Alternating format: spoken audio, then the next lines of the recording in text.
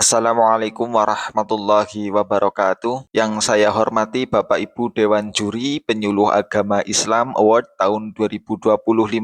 Perkenalkan, nama saya Dimas Kurniawan, Penyuluh Agama Islam di KUA Kecamatan Kejobong, Kantor Kementerian Agama Kabupaten Purbalingga. Izinkan saya mempresentasikan secara singkat program Petuk Halal. Namun sebelumnya izin saya tampilkan di layar data yang bersumber dari rri.co.id pada tanggal 29 Mei 2024. Dan menurut laporan digital 2024 Indonesia yang dirilis oleh We Are Social, bahwa masyarakat Indonesia menghabiskan waktu lebih dari 3 jam setiap harinya untuk bermain sosial media. Dan di sini TikTok menjadi sosial media yang paling sering digunakan, dan ini menjadi tantangan tersendiri bagi saya, penyuluh agama Islam di Kabupaten Purbalingga. Maka respon terhadap pemanfaatan media sosial khususnya TikTok membuat saya aktif memberikan penyuluhan di platform media sosial TikTok. Saya aktif dengan membuat video pendek,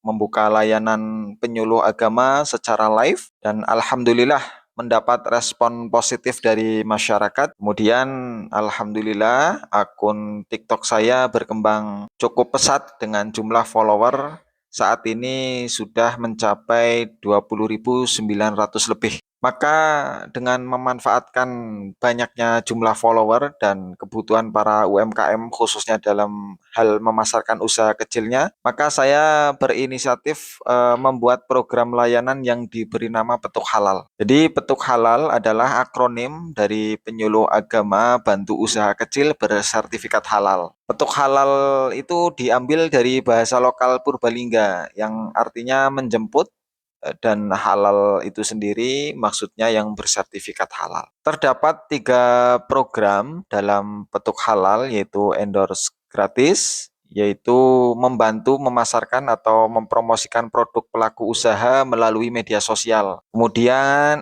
ada pendampingan sertifikasi halal, yaitu jika pelaku usaha yang akan di-endorse belum memiliki sertifikasi halal, maka akan dilakukan pendampingan. Sebetulnya untuk produk tidak harus makanan, usaha lain pun kita terima untuk bisa di-endorse secara gratis, kita pasarkan, kita bantu promosikan lewat sosial media TikTok. Kemudian pendampingan pelaku usaha. Jadi ini kita kerjasama dengan Dinas UMKM. Setelah dilakukan endorse, pelaku usaha dipantau dan didampingi untuk mengembangkan usahanya. Kemudian dasar dari kita membuat program Petuk Halal, yang pertama tentu Surat Edaran Menteri Agama Nomor 2 Tahun 2024 tentang pelaksanaan tugas penyuluh dan penghulu dalam mendukung program prioritas pemerintah. Yang kedua yang menjadi dasar kita adalah Akta Cita Presiden dan Wakil Presiden Republik Indonesia, bagaimana untuk bisa swasembada, baik pangan, ekonomi, dan lain sebagainya. Ini bentuk wujud kita membantu pembangunan ekonomi yang tertuang dalam Akta Cita Presiden dan Wakil Presiden Republik Indonesia. Dan saya tidak bekerja sendiri, kami membentuk tim. Yang pertama, kita ada tim pendamping halal, yaitu bagaimana tim tersebut menyediakan data pelaku usaha yang bersertifikat halal dan melakukan riset terhadap produk yang akan di-endorse. Jika pelaku usaha belum memiliki sertifikat halal, maka dilakukan pendampingan. Kemudian tim di sini terkait dengan konten kreator. Tim yang kedua itu saya sendiri sebagai talent melakukan penjadwalan konten dan memproduksi konten dalam membantu memasarkan produk pelaku usaha dan memantau perkembangan konten sebagai bahan tindak lanjut pendampingan.